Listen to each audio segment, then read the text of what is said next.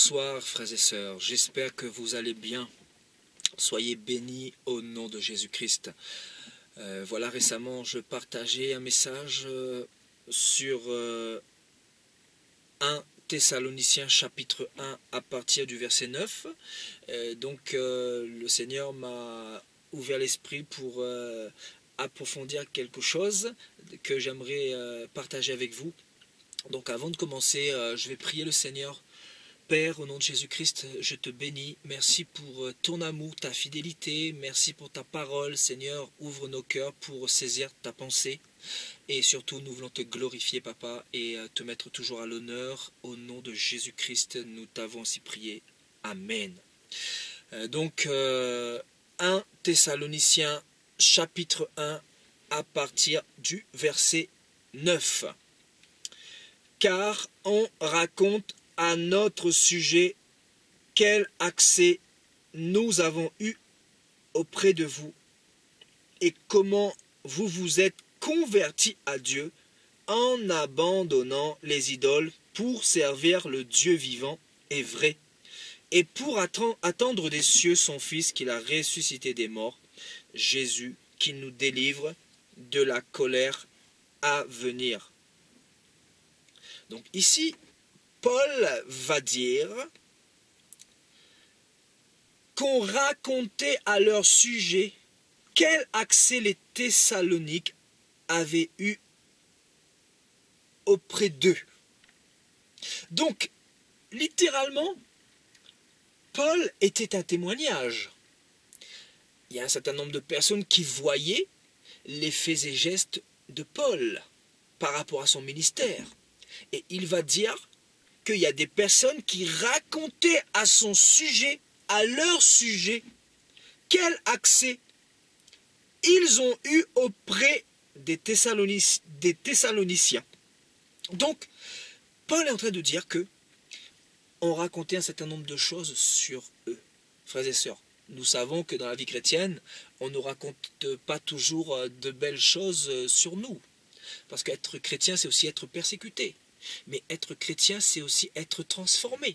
Donc, si tu es chrétien depuis quelques mois, même quelques semaines, on doit discerner un changement ou une transformation dans ta vie. Donc, littéralement, les gens vont commencer à raconter quelque chose qu'ils ont vu de transformer chez toi, de changer chez toi. Donc, le Seigneur veut nous ouvrir l'esprit par rapport à ce passage, car on raconte. Donc, qu'est-ce que les gens racontent sur toi depuis que tu es converti, mon frère, ma sœur? Est-ce que les gens voient les changements positifs que le Seigneur a opérés dans ta vie?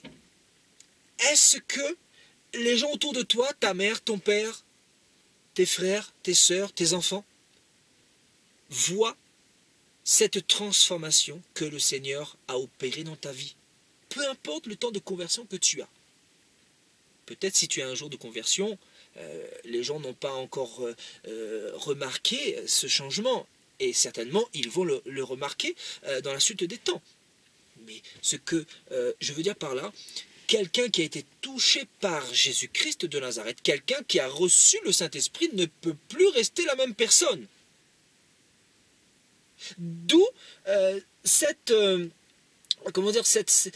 personnes qui commencent à raconter voilà tout ce qu'ils voient de transformer dans notre vie, et aussi les nombreuses questions, nous dire mais qu'est-ce qui s'est passé dans ta vie, mais pourquoi tu as abandonné le sexe avant le mariage, mais pourquoi tu as abandonné la cigarette, mais pourquoi tu as abandonné le cannabis, mais pourquoi toi qui étais quelqu'un qui regardait beaucoup de films pornographiques, mais pourquoi du jour au lendemain tu as abandonné toutes ces choses-là? Mais que s'est-il passé dans ta vie? Donc les gens vont commencer à raconter des choses sur toi. Ou positifs ou négatifs. Bien évidemment, souvent il y aura des choses plutôt négatives. Mais les gens vont quand même voir du positif en toi, par rapport à ton témoignage. Parce que les gens qui vont raconter, ils vont aussi raconter la transformation, ils vont voir cette transformation. Même si tu ne marches pas dans ces débordements, lui, le païen, il va quand même attester qu'il y a eu un changement, une transformation dans ta vie. Comme à nous et comme aux autres chrétiens qui se convertissent et qui se sont convertis dans le monde entier. Donc, la question que j'aimerais te poser, mon frère, ma soeur, combien de temps de conversion as-tu avec le Seigneur? Et que raconte-t-on sur ta vie? Que dit-on sur ta vie? Est-ce qu'on voit le changement, la transformation que le Seigneur a opéré dans ton cœur? Parce que si les gens n'arrivent pas à voir cette transformation, de par tes œuvres qui sont toujours mauvaises, de par ton cœur qui est toujours incirconcis, de par ton témoignage qui est erroné parce que tu es tantôt dans le péché, tantôt dans l'église, tantôt dans la vérité, tantôt dans le mensonge, tantôt dans les fausses doctrines, tantôt avec les femmes en train de coucher avec elles, les gens ne pourront pas raconter de bonnes choses sur toi. Les gens ne pourront pas voir cette transformation-là. Mais si tu as réellement été touché par le Seigneur, les gens vont voir la transformation que le Seigneur a opérée dans ta vie. Amen.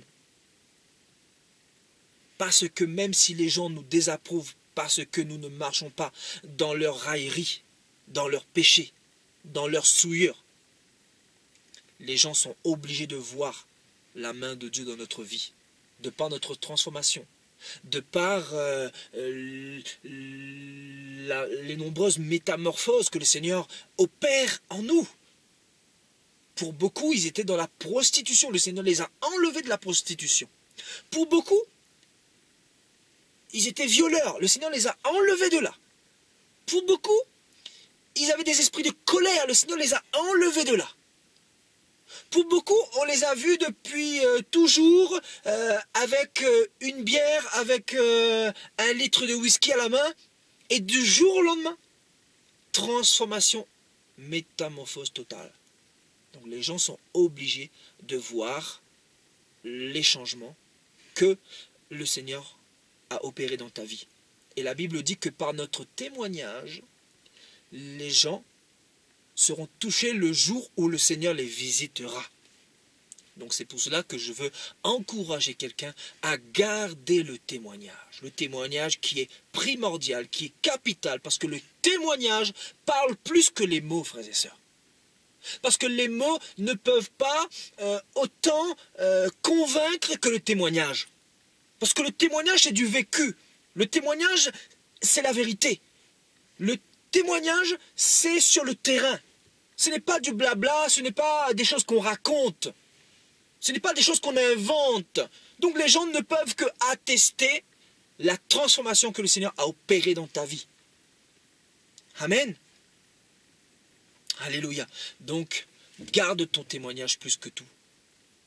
Parce que le témoignage permet de sauver beaucoup, beaucoup, beaucoup d'âmes. Un serviteur de Dieu ou un chrétien qui perd son témoignage, c'est quelqu'un qui n'a plus d'arguments, qui n'a plus de crédibilité, qui n'a plus d'armes face au diable, qui se retrouve dépouillé, qui se retrouve sans protection, sans armure. C'est pour cela que le témoignage doit être intact. Le témoignage doit être vrai, authentique, pur. Et que les païens l'attestent, frères et sœurs. Et je peux vous assurer que les gens ne peuvent que attester. Parce que la lumière n'est pas ténèbres. Et les ténèbres ne sont pas non plus lumière. Voilà, frères et sœurs, j'espère que cette exhortation vous aura fortifié. Je vous dis à la prochaine, au nom de Jésus-Christ.